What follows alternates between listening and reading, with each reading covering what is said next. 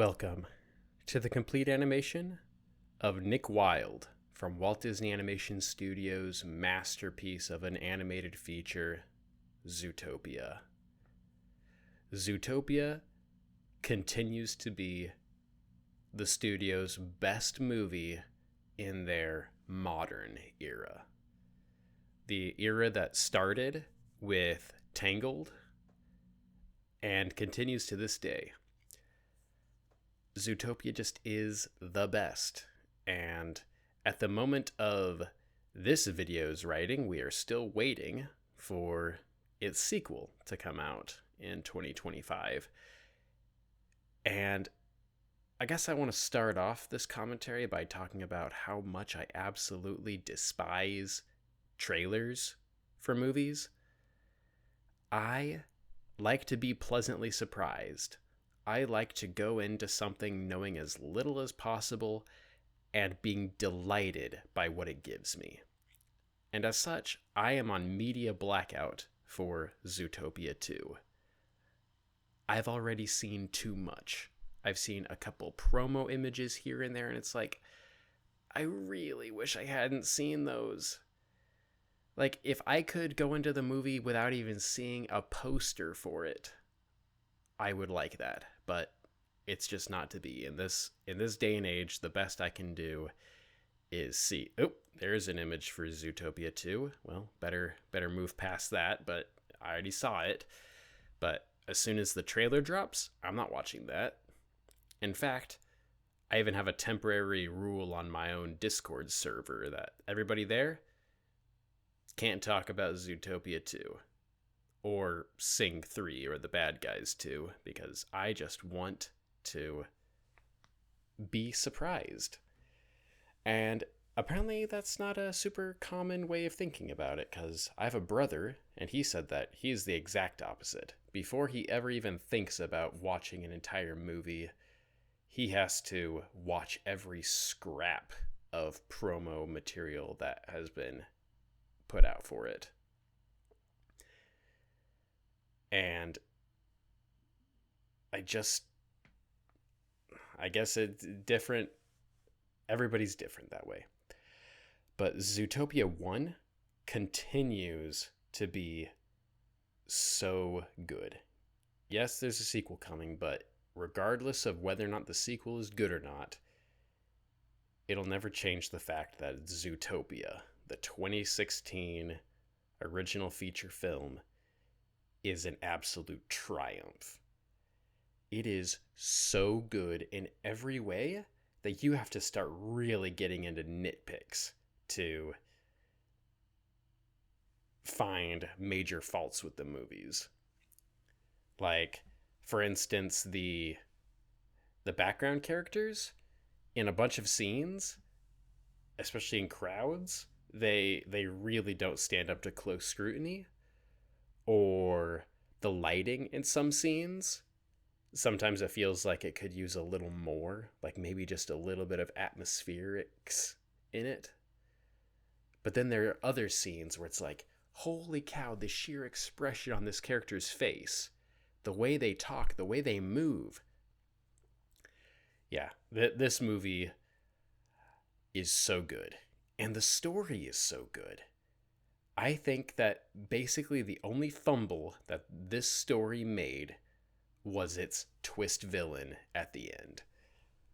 I really don't think that the movie properly set it up to make it so that, Assistant Mayor, now actually Mayor Bellwether, felt like, oh, she's the one who's been behind it this whole time.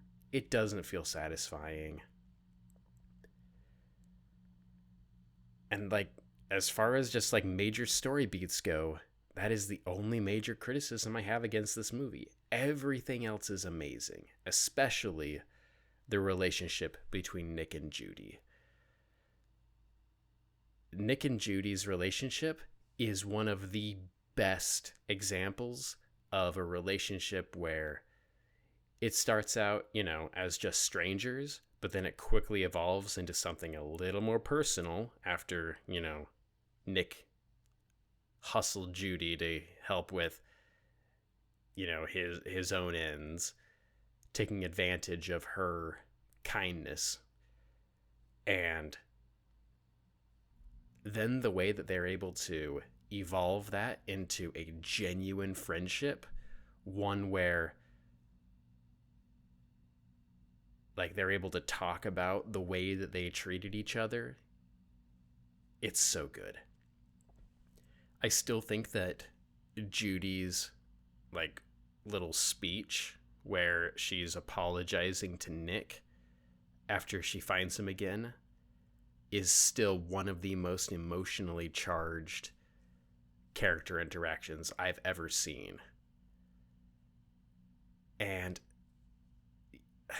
I just wish that we got more of that quality in, other Disney movies. It's like, where was that level of quality and sincerity in Wish? Where was that level of quality and sincerity in Strange World?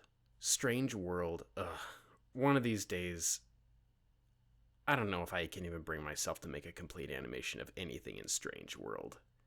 There's like no characters in there that stand out. Whereas this is what, the 5th complete animation I've made from Zootopia, because the character design, even if the writing was awful, these character designs and how well they're animated are good enough to make me be willing to sit down and make these complete animations. And I should really time myself, figure out how much effort it takes to make these videos, because spoiler, this video is 35 minutes long, just about, and it probably took me over 15 hours of editing to do it.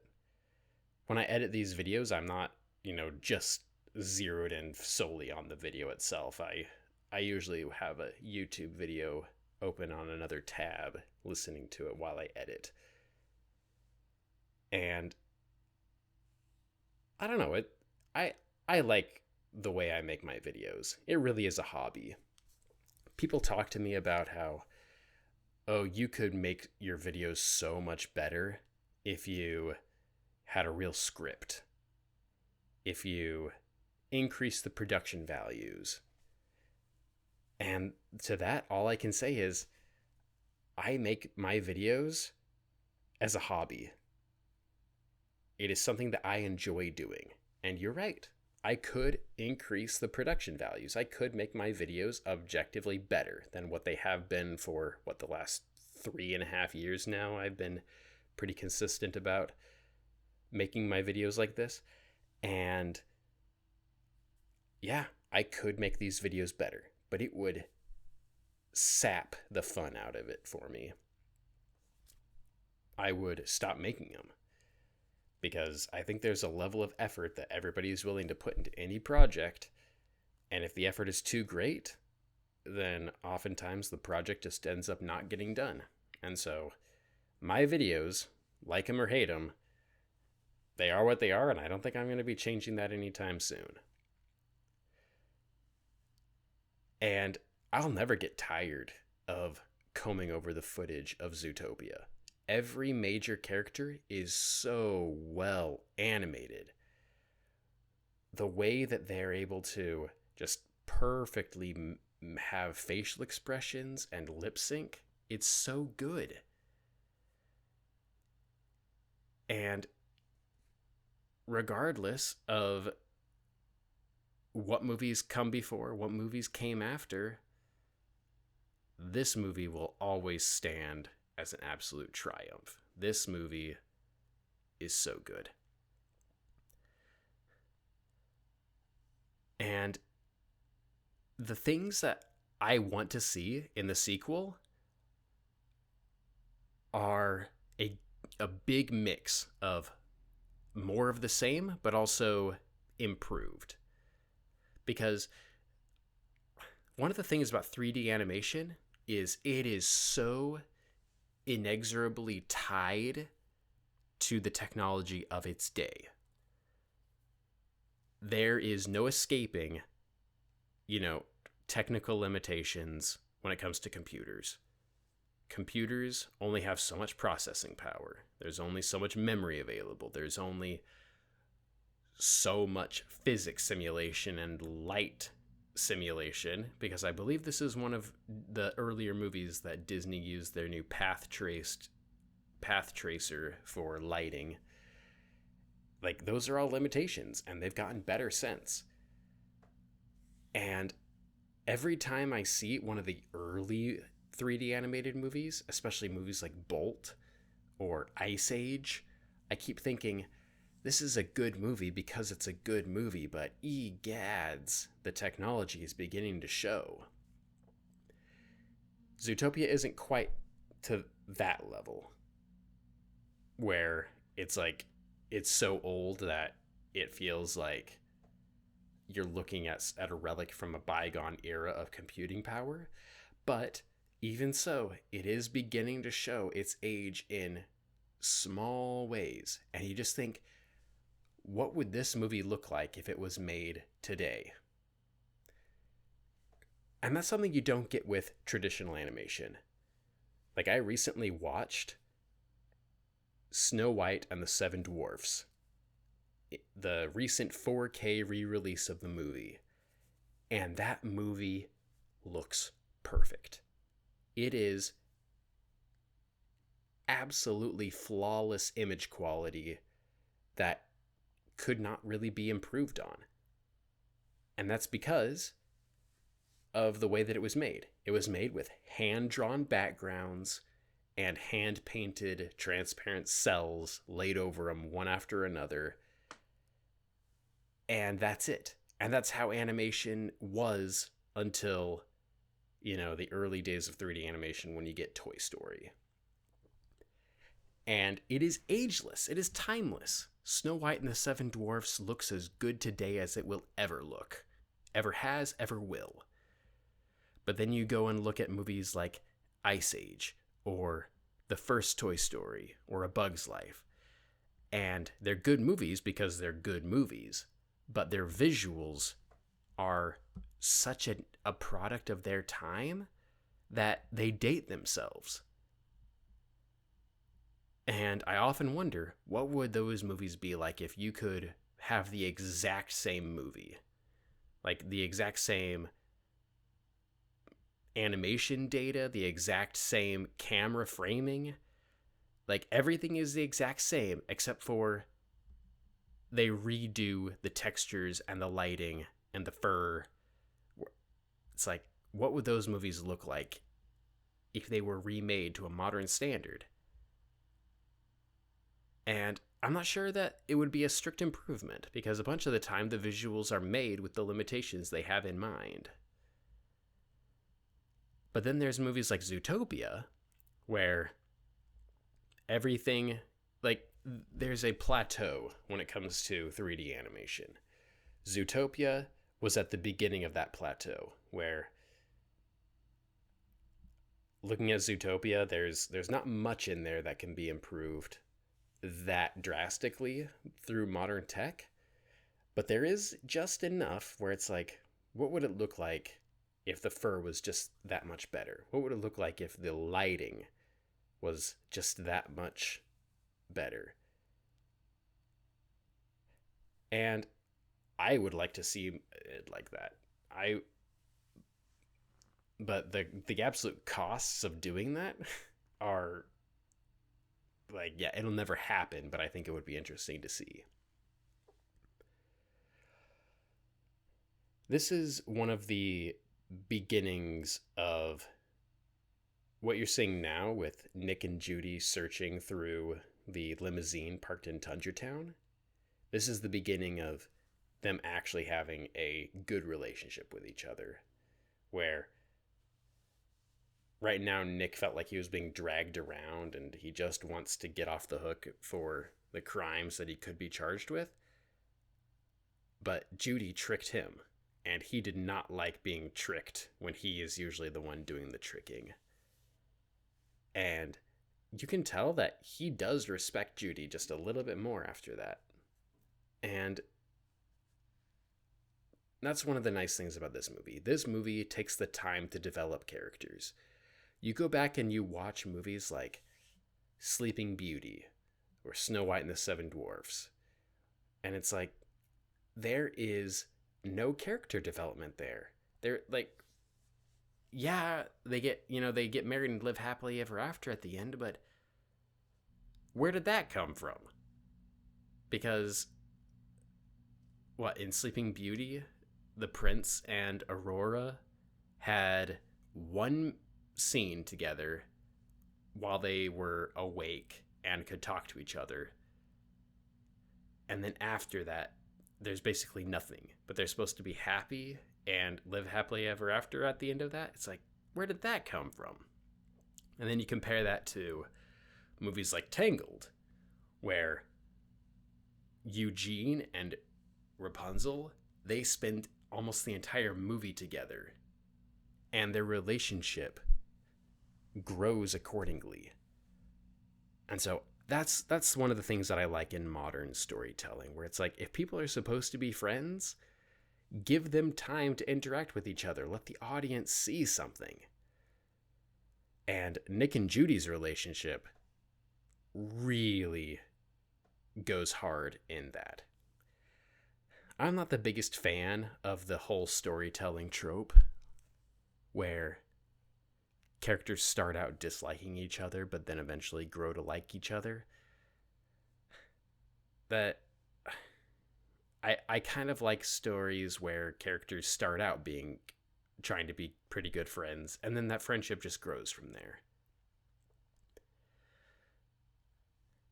But as for Nick and Judy, the big question is there anything romantic between them? If you look at the fandom, then, there's pretty firmly a whole bunch of people who think that there is something romantic between them. And I honestly don't know what to say about that. That is something that I don't know what to expect in the sequel.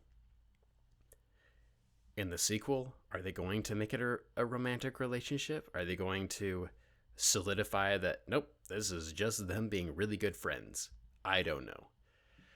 Personally, I feel like Zootopia 2 didn't need to have Nick and Judy return. I feel like this world is so rich that having a completely separate set of characters with a completely different story would have been just fine. But from, the small snippets that I've seen of promo images thus far, ones that I wish I hadn't seen but have, it shows that Nick and Judy will once again be in there and probably be the main characters, which is fine. They're good characters. In this movie, they are amazing characters. But can they pull it off again in the sequel? Right now, the sequel is Schrodinger's sequel. It might be good, it might be bad. Won't know till we see it.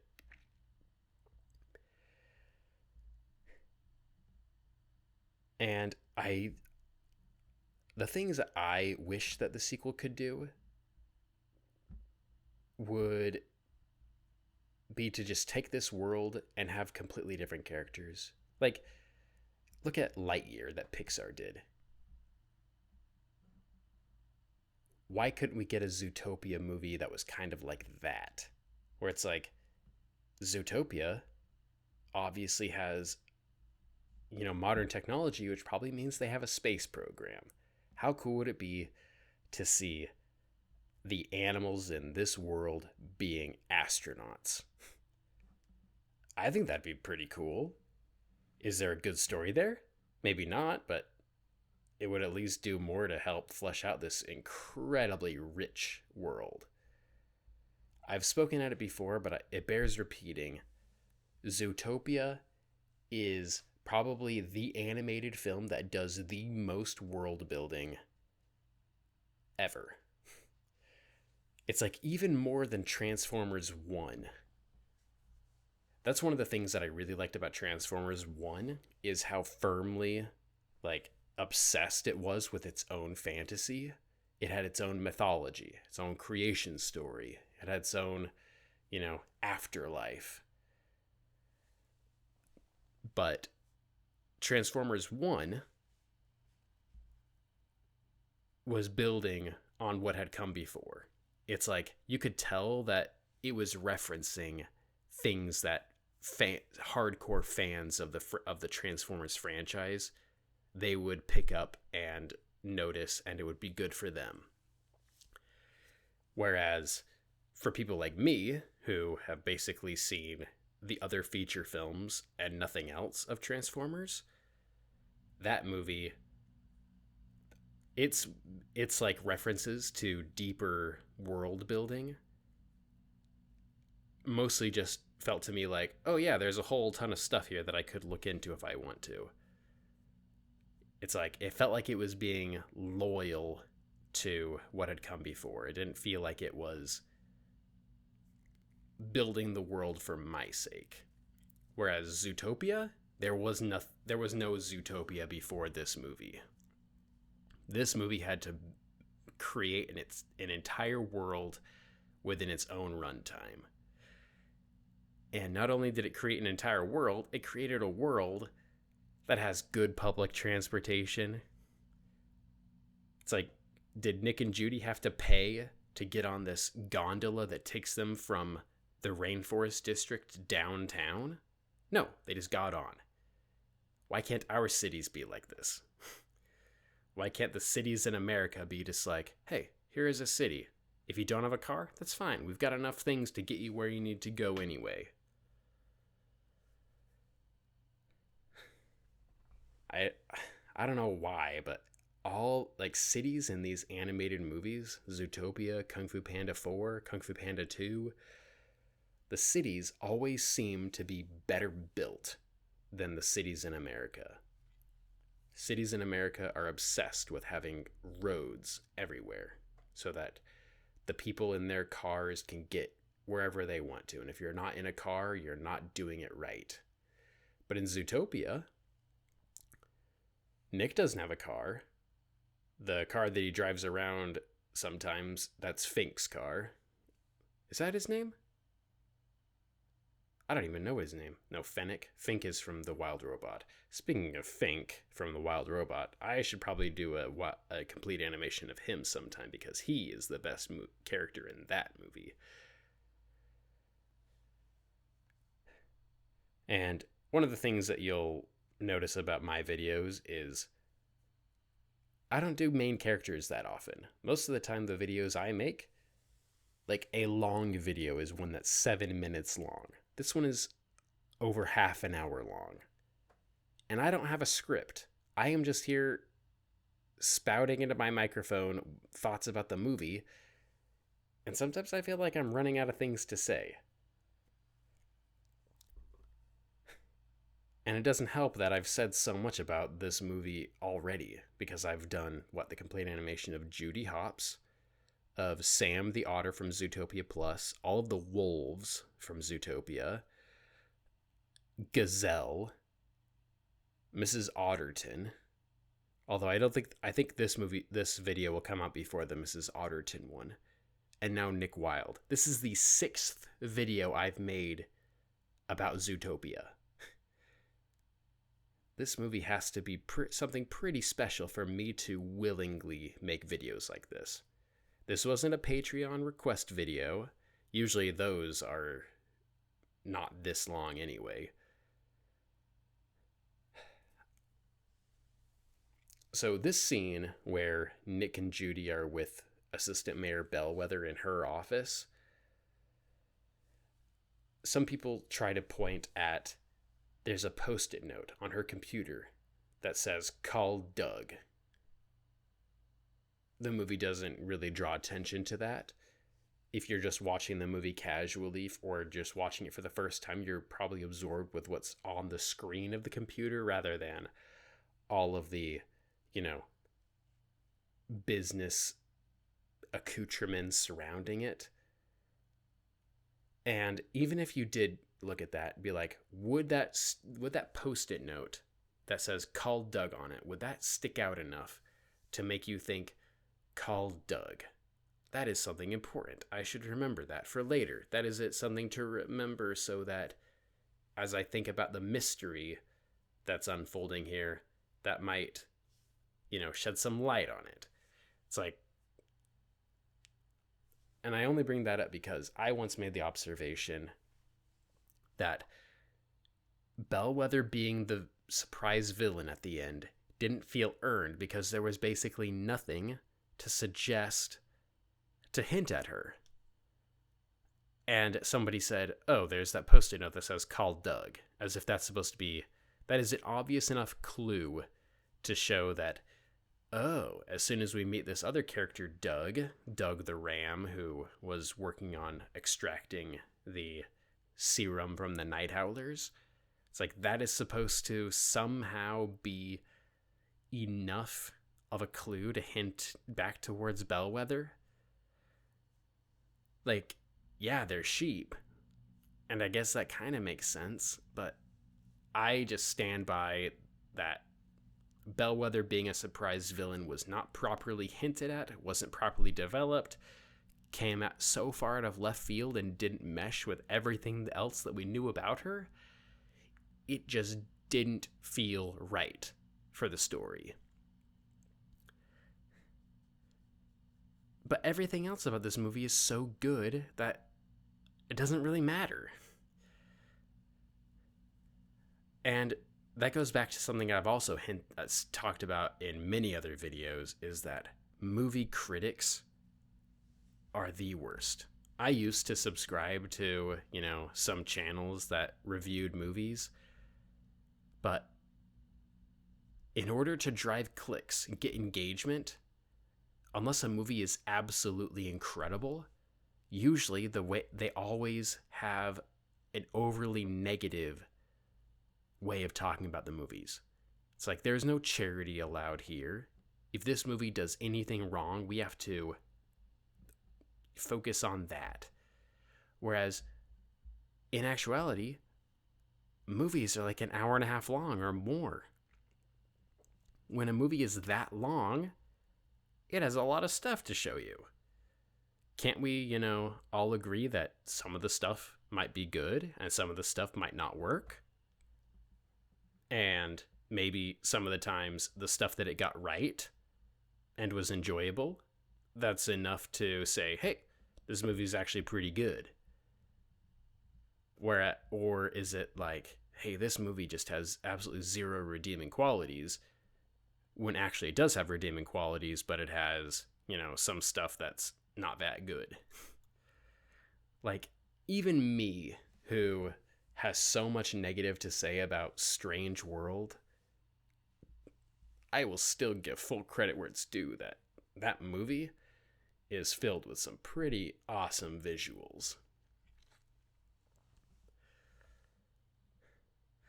So one of the things that I noticed working on this video is just how few foxes there are in the world of Zootopia. Not in the world of Zootopia, but in this movie. I believe there are 5 character models for foxes, and one of them we don't even get to see the face of. There's young Nick Wilde, when he's in the Junior Ranger Scouts. There's adult Nick Wilde, and then there's young Gideon Gray and old Gideon Gray. And then there is the torso and arms of Nick Wilde's mother. And that's it. We don't even know what Nick Wilde's mother's face looks like. Maybe that's something they could explore in the sequel. I don't know. And I was talking to some people about it, and like, because we never see her face, there's a good chance they might not have modeled anything there. Because in the world of animation, there is no use in making assets that nobody will ever see. Like this scene right here where Nick and Judy are in the front of the ZPD doing a press conference. If you could go back to, the editor where they were making this movie, and you took the camera and started turning it around, you would see so many characters just standing there in T poses. If you move the camera around, you would see, an empty void outside of the set. You would see a whole bunch of, light emitters placed outside of windows. Like, you would just see so much that is unfinished, unmade, that it would completely break the immersion of the scene that you see it as it is here. And so, maybe there's a chance that the torso of Nick's mother in that one scene didn't even have a head. Or even more funny, maybe they just slapped Nick's head on there just so that there was something there while they were working on the scene.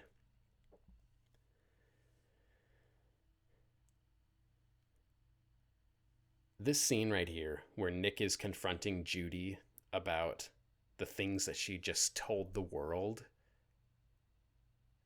and Nick pointing out that, yeah, he noticed and has always seen that she has carried fox repellent this entire time. And that makes me think, are there any scenes before this that sort of hint at Nick noticing it again? I don't think there really is. There's nothing that really draws attention to the fact that Nick noticed that until he explicitly says so. But that's okay. I still like that scene where it's the falling out after people became new friends. And this scene here where Nick forgives Judy, you can tell that he also didn't feel good about the way they parted, where he also valued their friendship and her as a person more than, his hurt feelings before would have otherwise indicated. And I also really don't like this bit right here where he's like, "You're also standing on my tail, off." I have pored over the footage of this scene dozens of times, and it just doesn't make sense. The only way it could happen is Judy walks up to Nick, puts her forehead on his chest, and in that scene, she is clearly not standing on his tail. You can see her feet, you can see his tail. His tail is not under her feet. The only way his tail could have gotten under there is if, while she was standing there in front of him, he curled his tail up in front of him, and she lifted up her foot and then put it back down on top of his tail. Which is something that, you wouldn't really notice the first time you saw this movie, where it's like, oh, you're sitting on my tail, and it's like, okay, that's just a little bit of levity to break up, to help alleviate the tension and sheer emotion of the scene that just barely happened. But that's just one of the small things where if you really scrutinize this movie, it doesn't hold up. But that just happens in so many other movies. If you wanted to be the absolute nitpickiest nitpick of any movie, you could find issues. It's like, think of whatever your favorite movie is of all time. Whatever that movie is, you can find issues with it. And a movie being amazing and awesome and really good doesn't mean perfect. I don't think there is such a thing as perfect. I think the only thing that could be perfect in animation is individual bits of animation, where it's something that has no context outside the fact that here is character is moving, like you would find on, animation YouTube channels, where it's like, hey, here's a character animation test, where it's like, okay, for what it is, character model standing in a white void going through some facial expressions. That is about as close as perfect as I think you can get, because as soon as you have something as big as an entire movie, then things don't stand up to super close scrutiny. So this scene coming up here where they're running through the Natural History Museum is part of the world building of this movie that I think works well when you have it, in isolation, where it's just okay, the they're running through there and there's all the trappings of a natural history museum with a whole bunch of things made to represent the past, and some of them might be genuine artifacts. And if you just take it at face value while watching the movie for the first time, it's like, it's all right. But when you really start looking at this, it's like, how well does this museum really fit with the world building that they're doing? It doesn't do enough to explain it. It just kind of shows the area. Yeah. And the scene coming up, that's the big, climactic finale where Bellwether explains her entire devious plan that came out of just as much out of nowhere as her being the villain. I think that it has some of the best animation of Nick in this entire movie, where he's pretending to be a savage beast. Just the way that he flails around and tears up stuff with his teeth, and his facial expressions. It goes back to something I've said before many times, is when you have an animated feature with really good characters, you want to see those characters animate in every way that you could possibly want to see them be animated. And in this movie, Nick's usually been a pretty chill guy with, pretty chill expressions. And we never get to see him be, ferocious.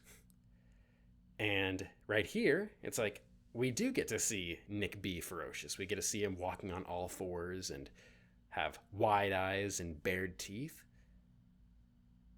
And that's the only thing we ever got to see. Like, this is the only time we got to see that, but it was nice that we got to see it now. And, basically the only thing that is missing from this movie is also seeing Judy do that.